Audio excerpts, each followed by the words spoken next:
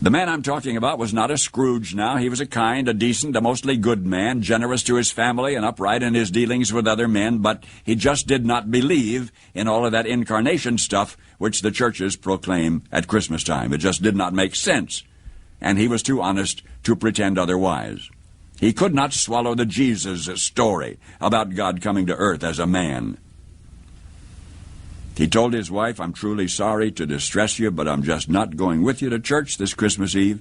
He said he'd feel like a hypocrite, that he'd much rather just stay home, but that he would wait up for them. So he stayed, and they went to the midnight service.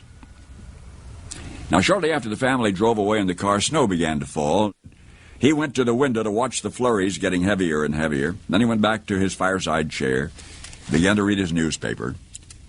Minutes later, he was startled by a thudding sound, and then another, then yet another.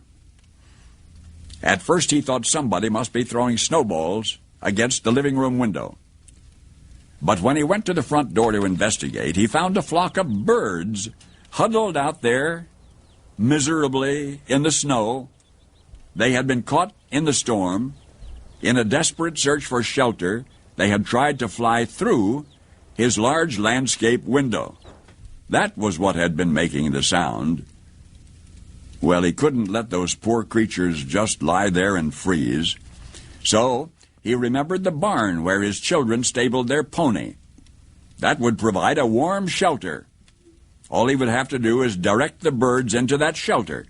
Quickly he put on a coat and galoshes, and he tramped through the deepening snow to the barn, and he opened the doors wide. And inside the barn he turned on a light so the birds would know the way in. But the birds did not come in. So he figured that food would entice them. He went back into the house and fetched some breadcrumbs and sprinkled those on the snow, making a trail of breadcrumbs to the yellow-lighted, wide-open doorway of the stable. But to his dismay, the birds ignored the breadcrumbs.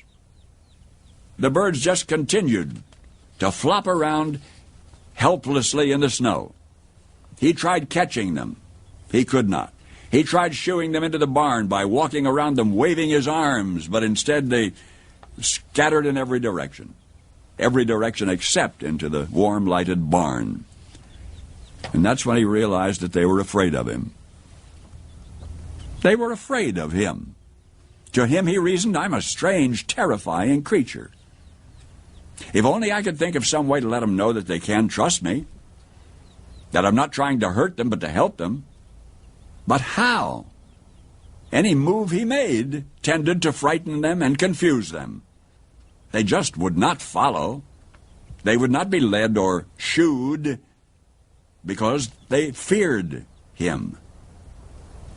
And he thought to himself, if only I could be a bird now, if I could be a bird and mingle with them and speak their language and tell them not to be afraid, then I could show them the way to the safe, warm barn.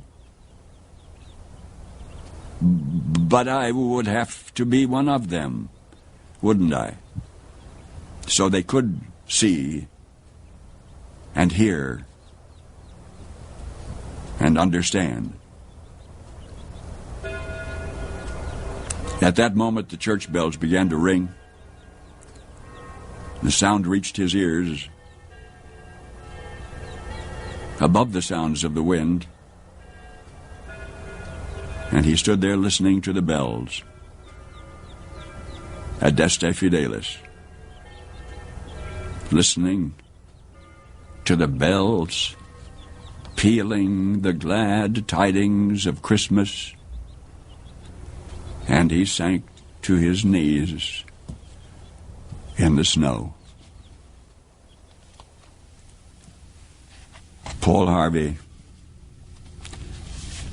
I hope for you and those you love, this will be a wonderfully Merry Christmas.